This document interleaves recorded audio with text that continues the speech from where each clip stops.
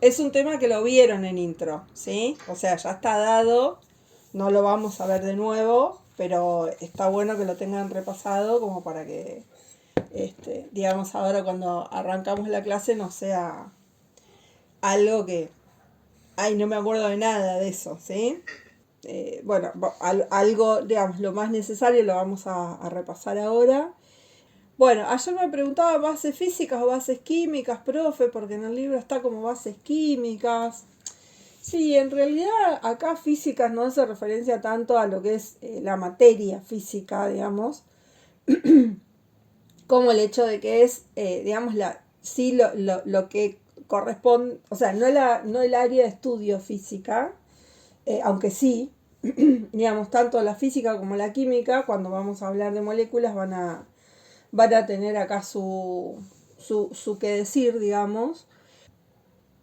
Digamos, no es que nos vamos a concentrar tanto en estudiar grandes cuestiones químicas o físicas, por eso yo no le doy mucha bolilla, en algunos dice bases físicas, en otros bases químicas, las dos cosas.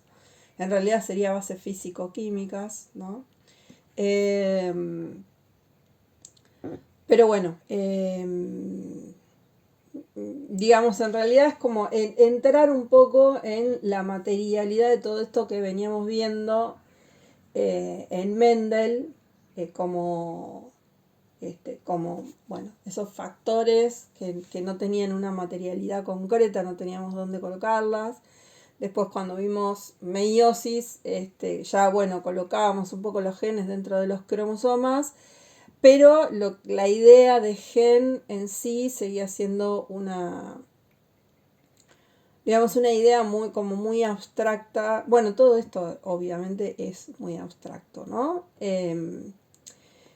Entonces, bueno, la idea es ahora entrar un poco en el ADN y las proteínas para tratar de entender un poquito cómo funcionan todas estas cuestiones, ¿sí? Eh, bueno, acá tienen los temitas más relevantes, digamos, de lo que es esta clase, ¿sí? Que es entender un poco cómo funciona el flujo de información entre el ADN, el ARN y las proteínas. Entonces, en esta clase primero tienen como un repaso, o sea, de las moléculas de la vida, repasar un poco cuáles eran, ¿sí? Que eran azúcares, lípidos, ácidos nucleicos y proteínas. No vamos a entrar en azúcares y lípidos, eso lo pueden repasar ustedes de las clases de intro. Pero bueno, básicamente los azúcares iban a tener dentro de las células funciones energéticas y estructurales. Eh, y los lípidos tienen bastantes más funciones, o sea, no solo energéticas y estructurales, sino que también cumplen algunas funciones como hormonas, aislantes, amortiguadores y ese tipo de cuestiones. Pero también, digamos, su mayor funcionalidad pasa por esas cuestiones. Son moléculas súper importantes para la vida, pero no nos vamos a detener ahora ahí en eso, ¿sí? De las proteínas, bueno, no sé qué cosas se acuerdan de las proteínas, ¿sí? Pero teníamos como un montón más para decir.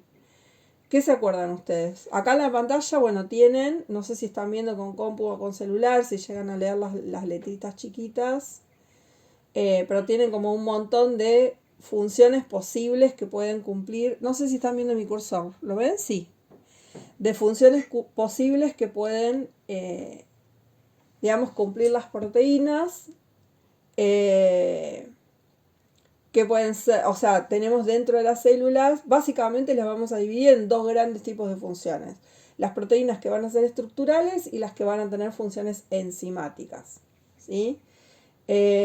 Ahora, hay algunas funciones que no caben clasificarlas exactamente dentro de ninguna de las dos. Por ejemplo, qué hacemos con los anticuerpos o con algunas toxinas que se generan o algunos pigmentos que tienen función proteica, ¿sí? No terminan de ser ni una cosa ni la otra.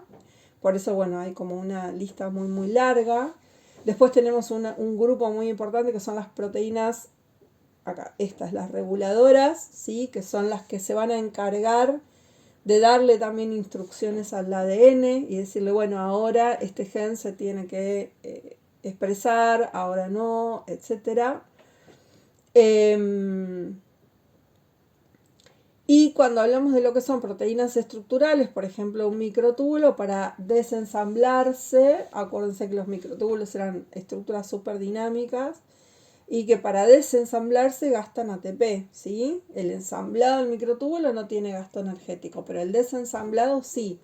Entonces, esta clasificación es como, digamos, orientativa, ¿sí? Pero no es estricta, no es que la proteína va a ser una cosa o la otra, o que todo es tan clasificable, sino que la mayoría de las proteínas que son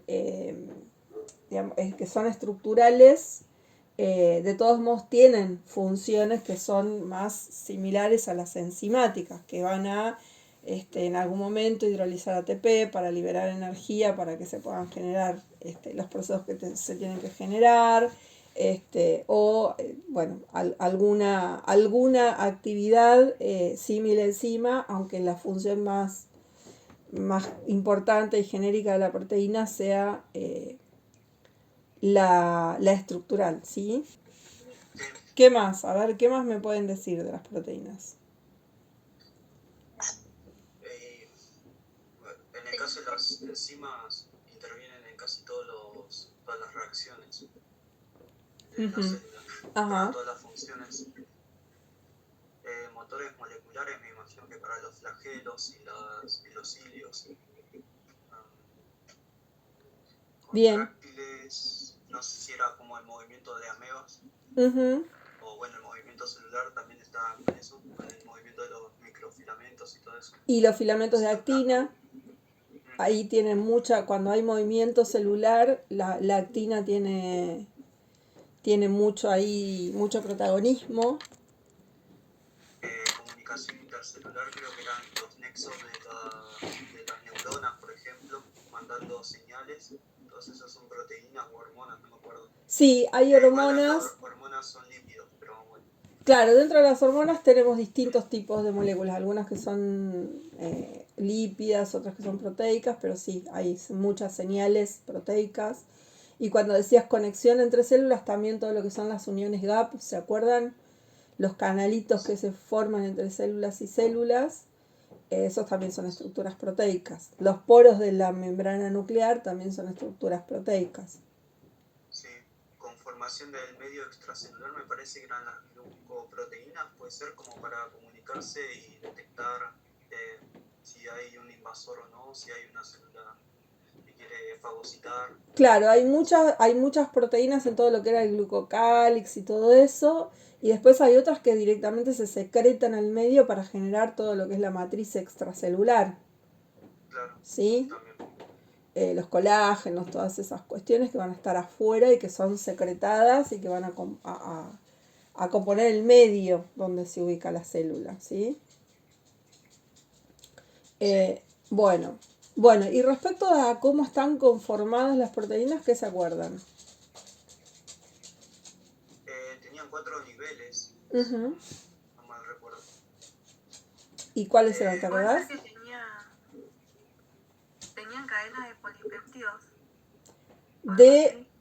O sea, forman polipéptidos, ¿sí? Polipéptidos es la cadena. Sí. ¿Y cómo estaban formadas esas cadenas? Y la primaria me parece que eran una cadena de monómeros. Ajá. Pasa a ser polímeros. Ajá. La secundaria como que se va uniendo por enlaces, no me acuerdo si covalentes o... Sí, por covalentes, es como que se va doblando justamente por interacciones de enlaces. La tercera ya empieza a encajar con enlaces covalentes iónicos, algunos puentes de hidrógeno, si no me equivoco. Y ya la cuarta me parece que eran todas tres cadenas polipéptidas unidas, más o menos. Bueno, por ahí vamos. Lucía, ¿qué estabas por decir? ¿Te quedaste con algo ahí? No, profe, ya me olvidé. Habías empezado con los polipéptidos, que estaban en cadena. Creo que iba a decir algo de aminoácidos. Bien, a ver. No, pero yo me olvidé. Eso nada más. Aminoácido, profe. Aminoácidos, sí. Bueno, bien, bien. ¿Alguien más quiere decir algo más? No, estamos ahí. Bueno, bueno, ahí tienen en la diapo que están viendo, dice, son las macromoléculas más diversas y abundantes. Hasta el 50% del peso seco de un organismo puede estar, digamos, puede estar compuesto por proteínas. Bueno, esto, van a cumplir funciones dentro de la célula y también en el medio extracelular. Y pueden ser muy, muy grandes, ¿sí? O sea, pueden ser cadenas polipeptídicas de unos poquitos aminoácidos o pueden ser muy, muy grandes. Y como bien decía Agustín y un poco lo que mencionabas vos, Lucía, también, ¿sí?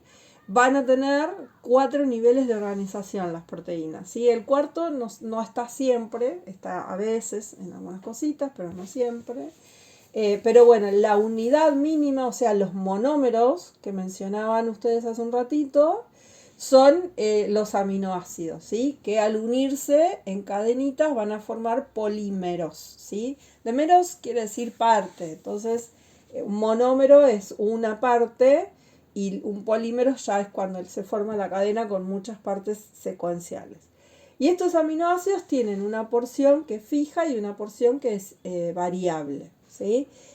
Tenemos un átomo de carbono, a ver la flecha por acá, átomo de carbono que va a tener por un lado una unión a un grupo amino y por otro lado una unión a un grupo carboxilo, que estos los habrán visto en química.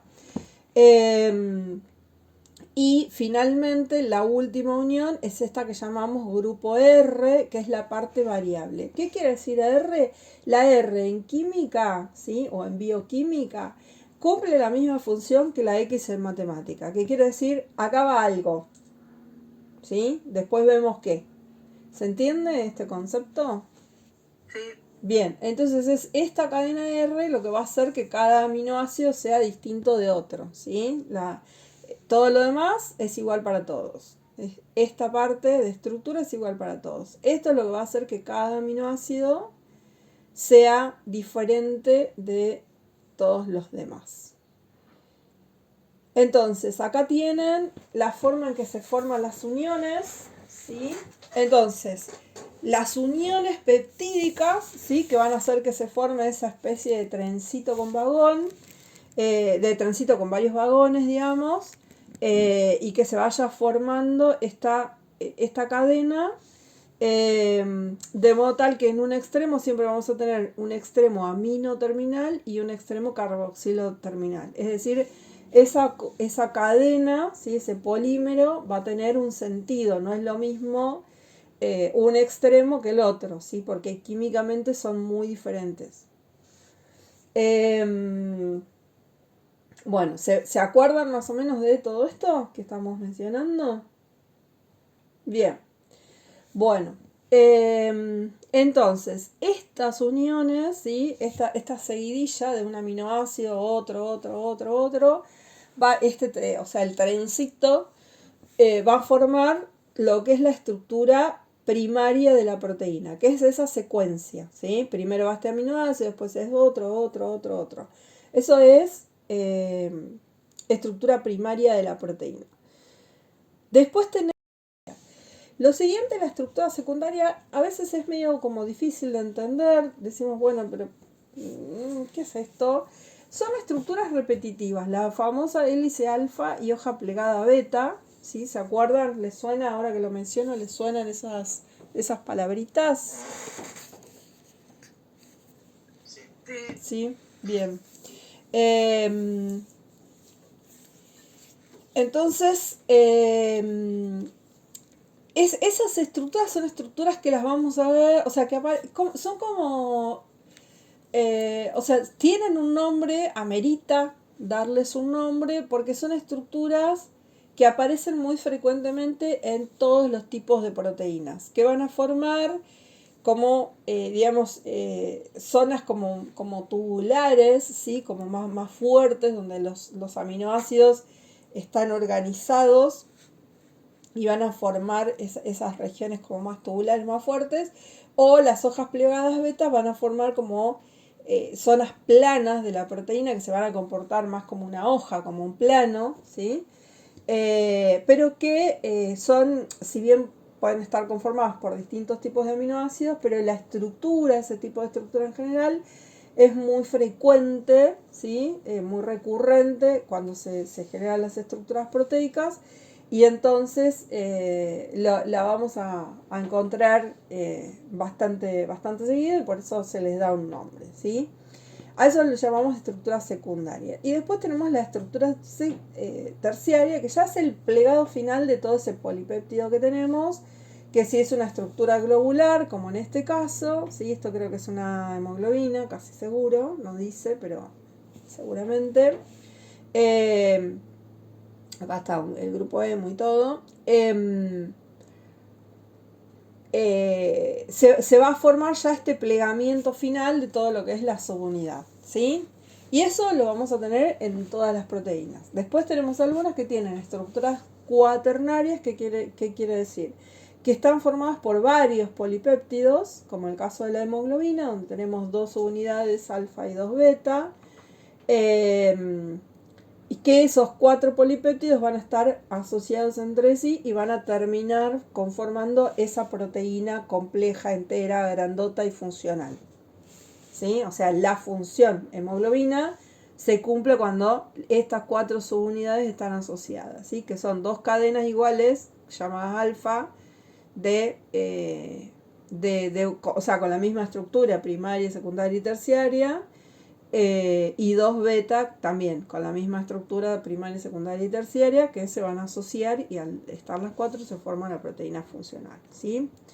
De lo que mencionabas, Agustín, hace un rato respecto de los tipos de uniones, las uniones covalentes fuertes son las que vamos a encontrar dentro de la estructura primaria, ¿sí? De lo que es estructura secundaria y terciaria, la mayor parte de las asociaciones van a ser o bien las fuerzas de Van der Waals, no sé si se acuerdan, esas fuerzas débiles, digamos, que eran las más débiles de todas y que son las que menos les prestamos atención. Los puentes de hidrógeno son los que en general más nos interesan. Y puede haber algunas, digamos, asociaciones eléctricas entre aminoácidos que tienen cargas positivas y negativas y que van a hacer que esos aminoácidos se asocien. Y uniones covalentes solamente se dan, y esto yo creo que no lo ven o con Alejo o no se lo acuerdan, no lo sé, entre 2 cisteínas, ¿sí? Cuando tenemos 2 aminoácidos llamados cisteína, que es el único aminoácido que tiene azufre, se forman unas estructuras que se llaman puentes disulfuro. Ahí, ¿sí? Acá tenemos, por ejemplo, toda una estructura primaria, ¿sí? Este hilo está simbolizando toda una estructura primaria, y acá justamente tenemos estos 3 tipos de enlaces que les mencionaba. Puentes de hidrógeno van a ser los más frecuentes, interacciones hidrofóbicas, ¿sí? Y las fuerzas de Van der Waals y otro tipo de interacciones hidrofóbicas que se pueden dar. Los enlaces iónicos, ¿sí? Que van a tener que ver con cuando tenemos un aminoácido con una carga negativa y otro con carga positiva, que van a tender a ubicarse de manera de estabilizar esas cargas. Y el extraño caso de los puentes disulfuro, que es cuando tenemos 2 cisteínas dentro de una misma cadena de proteína. Entre esas dos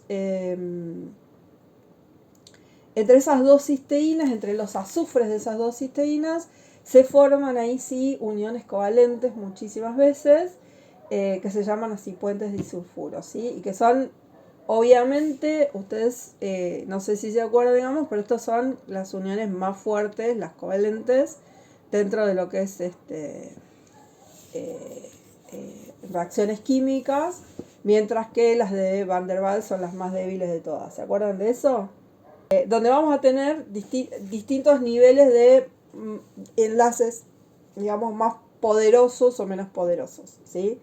El enlace covalente tiene que ver con, digamos, la forma en que se comparten los electrones entre las moléculas, de modo tal que, o sea, cuando esas dos moléculas que inicialmente estaban separadas, por ejemplo acá, ¿no? Estas dos cisteínas, eran dos cisteínas sueltas, pero esos dos azufres pasan a formar un enlace covalente, quiere decir que se forma como una especie de envoltura de una nube electrónica que está cubriendo, o sea, cada átomo tiene sus propios electrones, ¿no? Y la forma en que se empiezan a compartir los electrones entre esos átomos a medida que se van uniendo y formando moléculas, tiene que ver con que esos electrones que están en los últimos niveles de energía se comparten, se forma como una especie de nube de electrones que se comparten entre todos los átomos que están formando parte de esa molécula. Entonces eso forma como una especie de envoltura, de cubierta que no permite que se separen fácilmente. Y eso es lo que pasa cuando tenemos puentes covalentes, ¿sí? Bueno, eso lo tienen que repasar después ustedes vienen en química, pero básicamente es una unión muy fuerte porque es como si yo metiera las dos cosas adentro de la misma caja, ¿viste? Entonces separarlas, para separarlas tengo que abrir la caja, no hay otra manera. En cambio,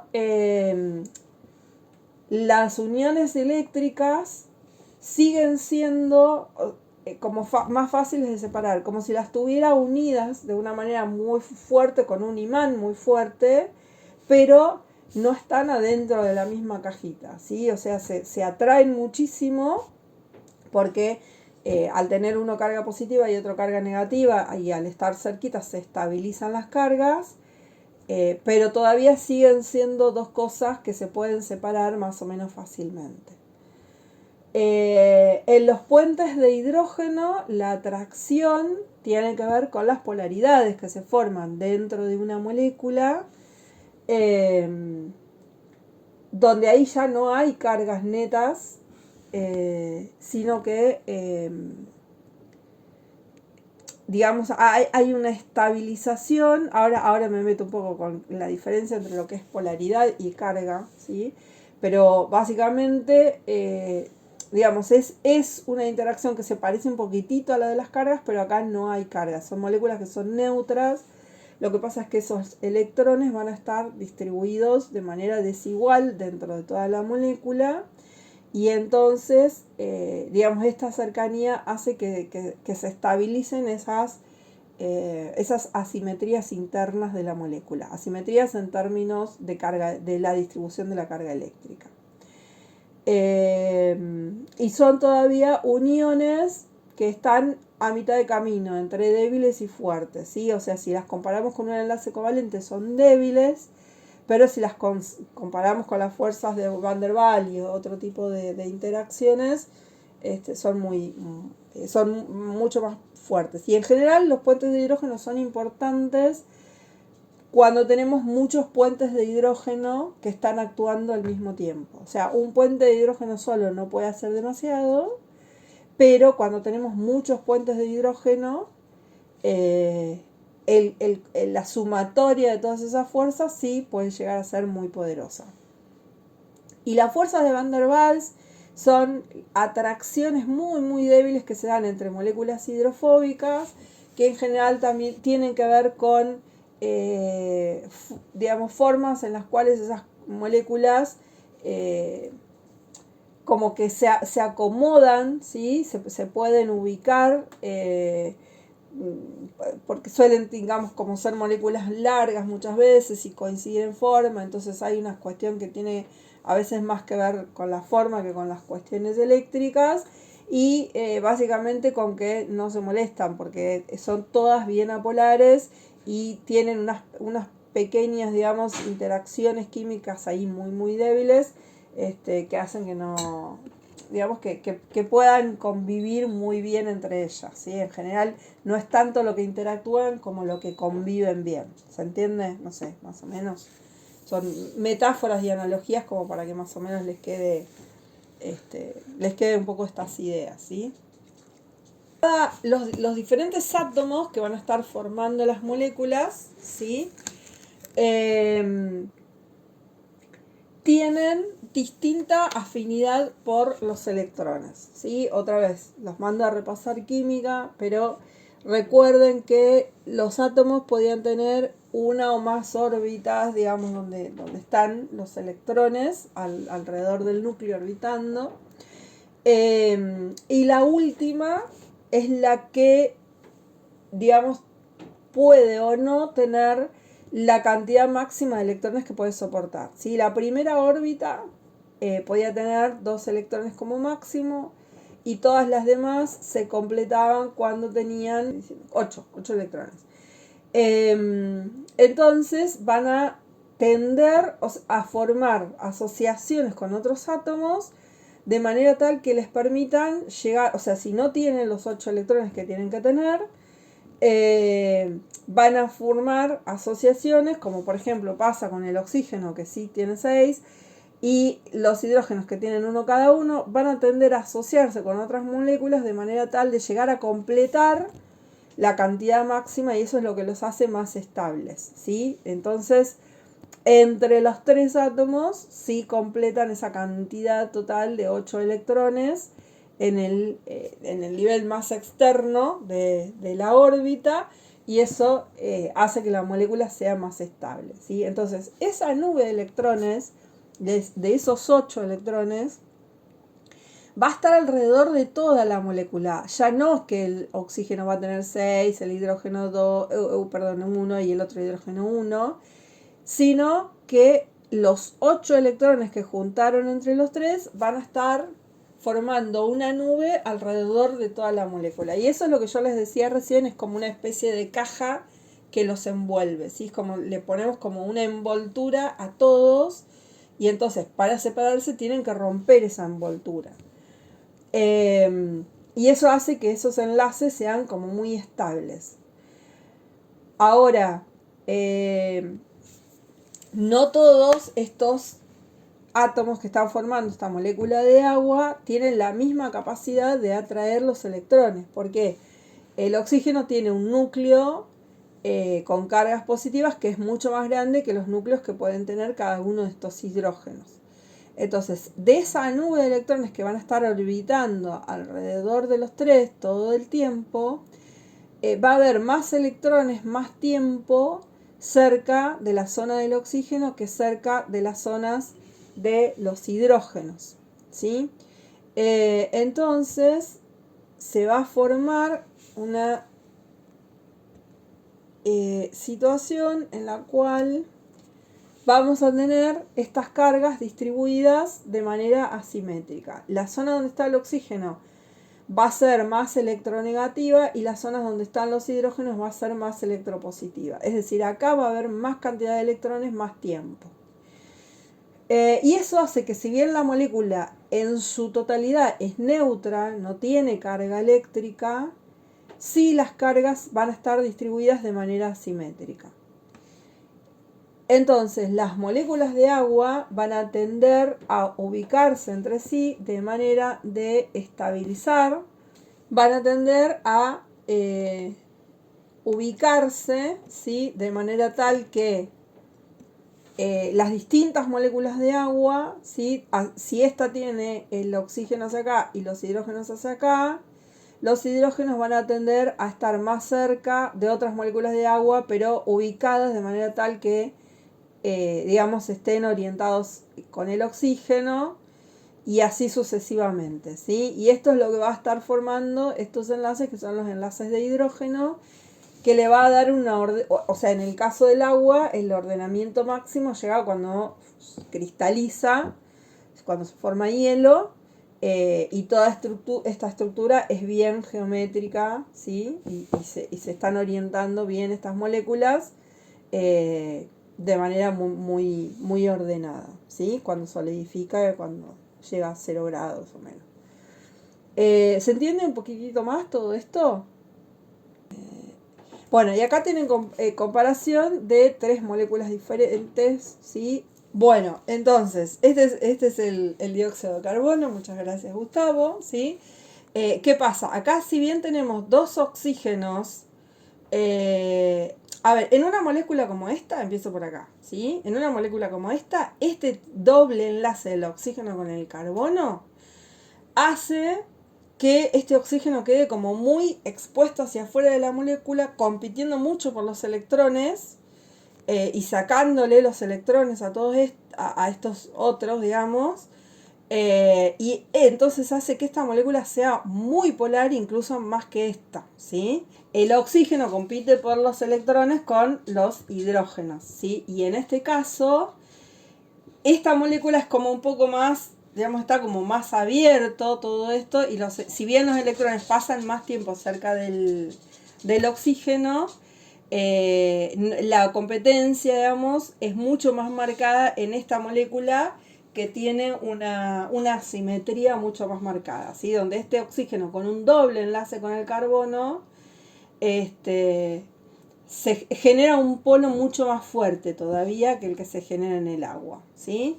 Entonces esta molécula va a tener un polo acá extremo muy muy marcado, digamos con una polaridad más negativa, y esta un poco más positiva, digamos distribuida entre esos dos hidrógenos, ¿sí? Ahora, ¿qué pasa? En este caso, que pasaría lo mismo porque tenemos este doble enlace oxígeno-carbono, como es muy simétrica la molécula y tenemos dos oxígenos, uno de cada lado, compitiendo con la misma fuerza por los electrones, eso hace que al final de todo esa distribución de cargas quede equilibrada y que la molécula sea una molécula apolar. ¿Se entiende? Más o menos. Los mareé más todavía. Sí, sí. Bueno. No, está bien, está bien. Bueno, perfecto. Y entonces me voy a llevar esta última. Bueno, entonces acá tienen ese repaso de los distintos tipos de enlaces que se pueden dar entre las cadenas R de los distintos aminoácidos que van a estar participando en una proteína, ¿sí? Entonces, en esta diapositiva tienen una clasificación de todos los distintos grupos R que podemos encontrar en los aminoácidos, que los vamos a clasificar en los que son apolares, los que son polares, los que tienen carga positiva y los que tienen carga negativa. Y acá tienen separaditos algunos casos especiales, ¿sí? Que son, bueno, justamente la cisteína, que puede formar enlaces covalentes, y bueno, algunos que son especiales porque son muy chiquitos o porque tienen alguna propiedad particular que hace que la molécula se deforme de alguna manera específica. Y por este otro lado, ¿sí? Tienen como distintas clasificaciones todas al mismo tiempo, ¿sí? Puestas, donde podemos ver estas cuestiones químicas que yo les estaba diciendo recién, que tienen que ver con la carga o no carga, ¿sí? Y después algunas otras cuestiones que tienen que ver con otras cuestiones químicas, como por ejemplo si tienen grupos aromáticos o si tienen grupos alifáticos, de estos distintos tipos de grupos químicos que pueden tener, o si son grandes, pequeños o muy pequeños, ¿sí? Y los que no están dentro del grupo de pequeños, muy pequeños o grandes son de tamaño mediano, podemos decir. Todas estas características le van a dar identidad a cada una de esas cadenas R y por lo tanto a cada uno de esos aminoácidos, que van a hacer que no es lo mismo tener un aminoácido que es chiquitito y apolar que tener uno que es grandote y con carga positiva, ¿sí? Cada uno en el espacio va a ocupar el espacio de una manera particular, tanto en lo que refiere al tamaño como en lo que refiere a la forma, es decir, si tienen anillo, no es lo mismo tener una cadena larga que tener un anillo, como al hecho de si son apolares o tienen polaridad o tienen carga eléctrica, una carga concreta positiva o negativa. Y todo eso va a hacer que todas estas interacciones que estábamos viendo acá se vayan modificando, y en algunos casos, digamos, los aminoácidos, distintos aminoácidos que pueden estar alejados dentro de la secuencia primaria, puedan tender a acercarse o alejarse, y le van a ir dando esta estructura secundaria, terciaria y cuaternaria a toda esa cadena proteica. ¿Se entiende hasta acá más o menos? Sí. Bueno, entonces, bueno, acá muy brevemente, ¿sí? Nada, un repaso de algunas de las funciones de las proteínas que pueden estar relacionadas con estructura y movimiento. Yo les pongo este dibujito de Monster Inc. también para que piensen, digamos, en la célula. ¿Se acuerdan todos de esta escena icónica de Monster Inc? ¿Alguien no vio Monster Inc? Bueno, entonces, si todos se acuerdan de esta escena, digamos, o sea, todos tenemos como esta imagen de los bichos con estos rieles y las puertas que iban y venían, ¿sí? Y a mí esto me hace acordar mucho al citoesqueleto y a cómo se mueven las cosas dentro de la célula. Porque yo siempre les digo, o sea, pensamos que la célula es, digamos, como una especie de pescadito en una bolsa, ¿sí? Esta es más o menos la idea que solemos tener de una célula, ¿no? Es como una especie de cosa así medio boom, boom, boom, medio amorfa, ¿sí? Con un núcleo adentro dando vueltas y un montón de organelas que no sabemos muy bien qué función cumplen, para qué sirven, para qué tenemos tantas organelas distintas. Pero está todo ahí medio suelto, ¿no? Como dando vueltas. O me equivoco. Es más o menos, se parece más a esto. Cuando yo les digo célula, ¿se parece más a esto o a esto? A ninguna, profe. O sea, ahora que sí, nosotros yo tenía... estudiamos se parece más a lo de Monster Inc. Claro, exactamente. ¿Sí? Una vez que lo estudias un poco más, se parece más. Agustín, ¿qué vas a decir? No, eso, que tenía una idea similar a lo de los peces de la bolsa y que muchas veces me olvido que el citoesqueleto y las proteínas motoras están ahí todo el tiempo intercambiando y moviéndose. Exactamente. No sé si vieron los videitos que les dejé la clase pasada, donde estaba lo de la mitosis, que se veía un poco lo de los microtúbulos y eso. Les dejé en el blog, creo. Yo iba a comentar justo de un video que nos mostró Alejo. Ajá. Si todos recuerdan. Una proteína motora caminando, entre comillas, por un microtúbulo transportando vesículas.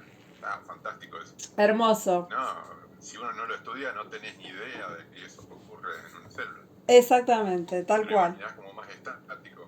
Exactamente, ¿sí? Entonces, bueno, eso, que se queden un poco con esta idea de que o sea, una célula es una estructura súper ordenada, se parece mucho más a una ciudad, a una fábrica, digamos, donde hay vías, circuitos, direccionalidades, y las cosas, digamos, tienen un lugar y tienen un sentido que está dado por todas estas características, sobre todo de las proteínas. Son las proteínas las que se van a encargar de cumplir todas estas funciones de estructura, de darles movimiento, direccionalidad, etcétera, ¿sí? Todas esas cuestiones.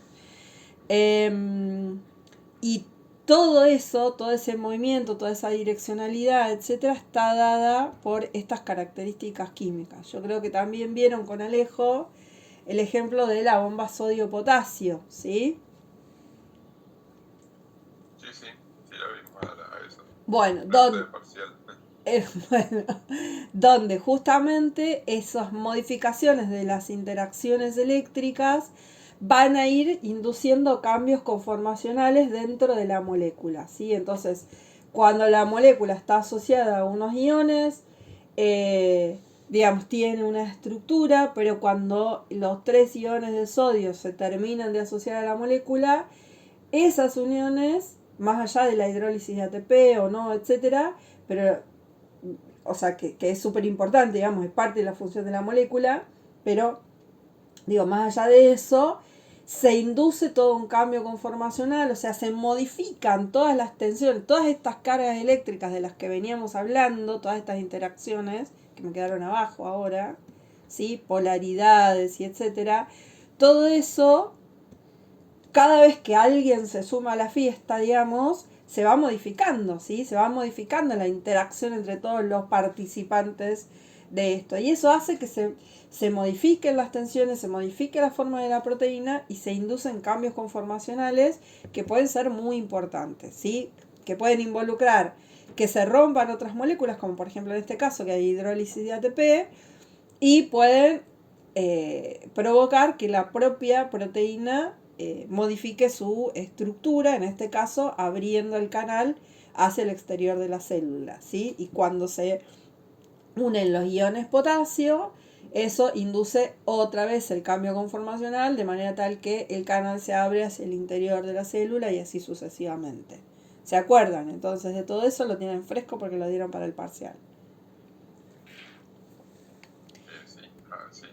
No Bien. voy a dar un repaso, pero sí. Bueno, entonces, entender todas estas cuestiones, ¿para qué es importante ahora que venimos hablando de genética?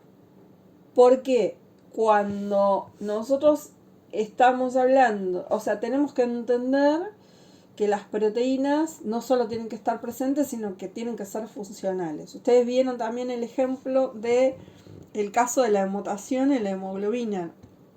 Cuando teníamos la anemia falciforme, ustedes vieron, no sé si con esta imagen, digamos, uy, qué chiquitita, ¿sí? Donde lo que se daba acá era una mutación en una de las subunidades de la hemoglobina, ¿sí? Esta es la forma normal, y en el caso de la forma mutada, donde ahí lo que tenés es cómo queda el glóbulo rojo, o sea, la célula. Claro. En esa imagen está la distribución de la hemoglobina dentro del glóbulo rojo. Exactamente. ¿Sí? Ahora, lo que pasa, sí, acá lo que estás viendo es cómo quedan adentro del glóbulo rojo y acá lo que estás viendo es cómo cambia la forma en que esas subunidades se asocian dentro de la célula. O sea, en una hemoglobina normal vos tenés las 4 subunidades, 2 alfa y 2 beta, ¿sí? Que se asocian y forman esta estructura y que van a estar quedadas así dentro de, o sea, van a estar ubicadas de manera más o menos regular dentro de la célula. En este caso, en la hemoglobina mutada, lo que pasa es que hay un cambio de un aminoácido que tiene o con carga por otro que es apolar, ¿sí? Y cuando un aminoácido es hidrofóbico va a pasar esto que veíamos acá, que es que va a tender a ubicarse hacia adentro de la molécula, o sea, no le muestra su cara al agua, ¿se entiende? O sea, los plegamientos de la molécula se van a dar de manera tal que la molécula se cierra dejando hacia adentro todos los aminoácidos hidrofóbicos y le va a mostrar, ¿sí? En la superficie que va a estar expuesta al agua va a tener todos los aminoácidos que tienen polaridad o carga, ¿sí? Entonces, en esta mutación, al cambiar y tener un aminoácido hidrofóbico ahora donde tenía que tener uno polar, esos hidrofóbicos van a empastar las moléculas estas que ya son las moléculas de hemoglobina con las 4 subunidades, van a asociarse entre sí formando estas estructuras, digamos, de pegote, digo yo, estas especies de cadenas, para que esos aminoácidos no queden expuestos a la superficie acuosa, y eso hace que, digamos, ya no, el glóbulo rojo pierde su flexibilidad, ya esas moléculas de hemoglobina, en vez de estar, digamos, como más sueltas y tener la posibilidad de acomodarse mejor dentro de la molécula, ahora no, ahora forman estructuras mucho más rígidas y le sacan al glóbulo rojo la posibilidad, digamos, de ser una célula muy flexible que pueda atravesar los capilares sanguíneos más finitos. Entonces terminan acumulándose en los capilares sanguíneos, tienen estas formas así medio puntudas, los terminan rompiendo y eso es lo que produce la anemia. Y todo esto se produce porque cambió un aminoácido dentro de una de las subunidades. Y nada más. ¿Sí? Entonces, ¿por qué les estoy hinchando un poco con todo esto de repasar y ver un poco qué pasa con las proteínas, sus estructuras, sus funcionalidades? Bueno, tiene que ver con eso, con entender que un solo cambio acá me puede generar una alteración muy, muy grande que modifique mucho la funcionalidad de la molécula y todas sus propiedades. ¿Se entiende un poco eso? Sí, sí. Bueno, este ejemplo, que en este caso es un caso real, yo se los grafiqué acá con un caso absolutamente esquemático, hipotético, ¿sí? Donde tienen acá una idea, cada una de estas figuritas es una cadena R distinta. Fíjense que esta naranja tiene un más y esta azul cuadradita tiene un menos. Entonces son dos aminoácidos que tendrían mucha tendencia a interactuar. Y acá les puse, bueno, una secuencia primaria y un posible plegamiento para esta secuencia que tenemos acá. Donde, por ejemplo, este aminoácido con carga negativa que está en esta parte de la cadena puede interactuar con este aminoácido con carga positiva que está más o menos lejos, ¿sí? Estos dos están cerquita, también interactúan y todas esas interacciones, bueno, acá hay cuestiones de forma y tamaño, ¿sí? Donde esta, que es como una especie de estrella grande, se acomoda muy bien con todos estos otros aminoácidos que son bien chiquititos. Digamos, y todas estas interacciones que tienen que ver tanto con las cuestiones eléctricas como las cuestiones de tamaño y forma, van a hacer que esa cadena, esa secuencia lineal, secuencia primaria, se acomode de una cierta manera. Y acá al revés, por ejemplo, son todos muy grandotes entre sí, se estorban, tienen, digamos, no pueden ocupar todos el mismo espacio al mismo tiempo, y entonces hacen que la cadena se pliegue de manera de poder acomodarlos en el espacio de la mejor manera posible, ¿sí? Entonces, esta estructura, ¿sí? Acá se las transcribí, pero les señalo, digo, bueno, de acá imagínense que cambia uno de esos aminoácidos, ¿sí? Entonces acá donde teníamos un aminoácido sin carga, lo cambiamos y le ponemos un aminoácido ahora con una carga negativa. La consecuencia de esto, no sé si llegan a verlo bien, lo voy a agrandar un poco. La consecuencia de esto, ¿sí? Es que ahora me quedaron, o sea, acá no tenía dos con carga negativa, tenía uno negativo, uno positivo, estaban todos tranquilos, pero ahora llegó uno con carga negativa, ¿sí? Le cambiamos esta secuencia primaria. La consecuencia de esto es que me quedan dos aminoácidos con carga negativa muy juntos. Ahora la molécula entonces ya no se va a plegar así, ¿sí? O sea, va a tender a acomodarlos de la mejor manera posible y en este caso estabilizar las cargas implica alejar estas dos cargas negativas todo lo que pueda, lo cual nos lleva a este tercer cuadro, ¿sí? Que es el 3, donde la molécula, ¿sí? Esta parte cambia la forma en la que está orientada estas cadenas, de manera tal que aleje lo más posible este aminoácido con carga negativa de este otro, que se van a repeler entre sí, ¿sí? Y a su vez, aparte de eso, como una consecuencia secundaria, digamos, nosotros acá teníamos toda esta cadena voluminosa que hacía que esto quedara como un poco más alejado, un poco más abierto hacia arriba. Pero ahora que esto cambió de posición, este impedimento que estaba acá ahora ya no existe, con lo cual estas dos cadenas pueden acercarse y terminamos teniendo un plegamiento totalmente diferente al que teníamos inicialmente, ¿sí? O sea, cambiamos un único aminoácido, pero con ese único cambio el plegamiento cambió un montonazo. Y entonces tenemos un cambio conformacional muy muy importante, ¿sí? Que cuando esto nos pasa porque se cambió la información a nivel de ADN, y entonces tenemos, en vez de tener la proteína como tenía que ser por un error que llamamos normalmente mutación, por esa mutación, o sea, ese cambio en la información del ADN, en vez de poner este aminoácido, terminamos poniendo este otro, podemos hacer un desastre, ¿sí? O sea, puede ser que sí, Gustavo, ahí termino y hablas.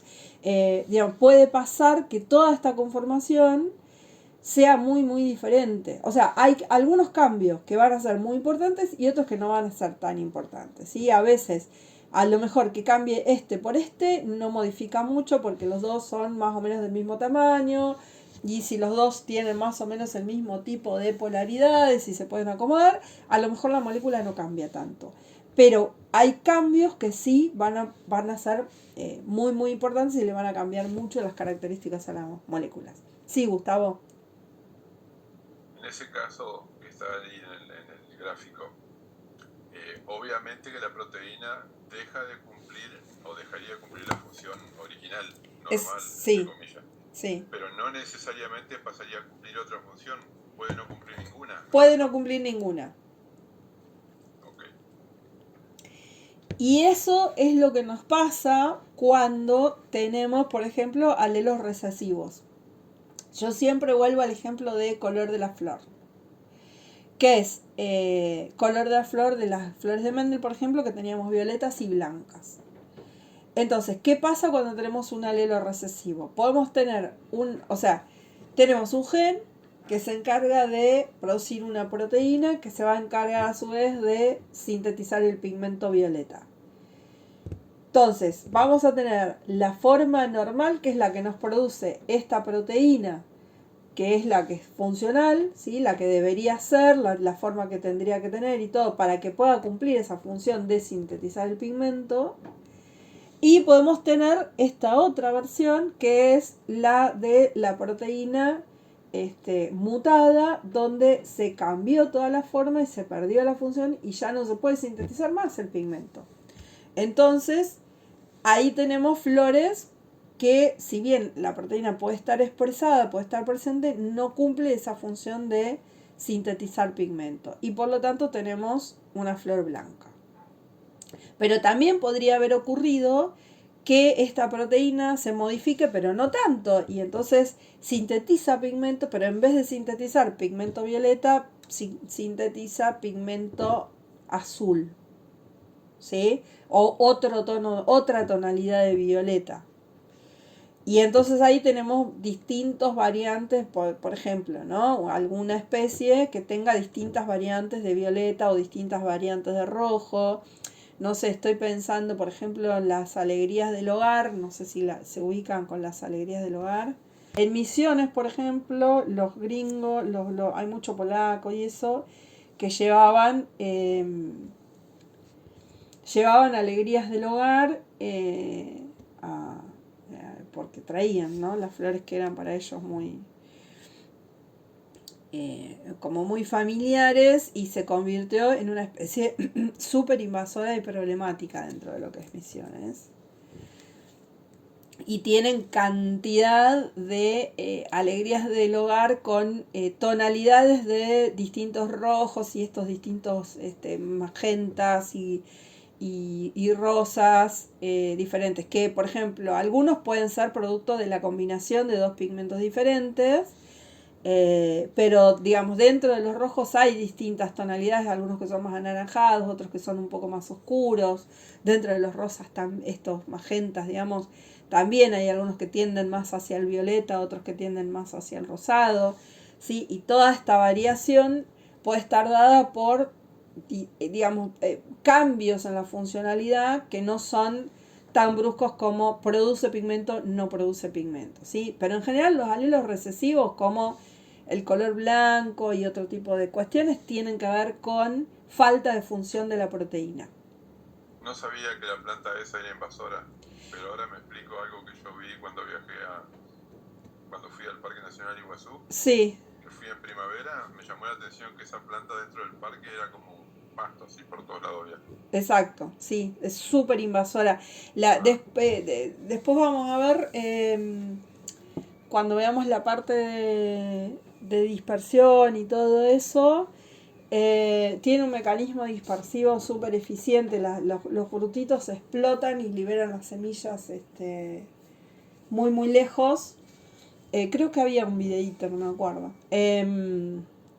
Y nada, y fertilizan, o sea, les encantó el lugar y es súper súper invasor, es un problemón.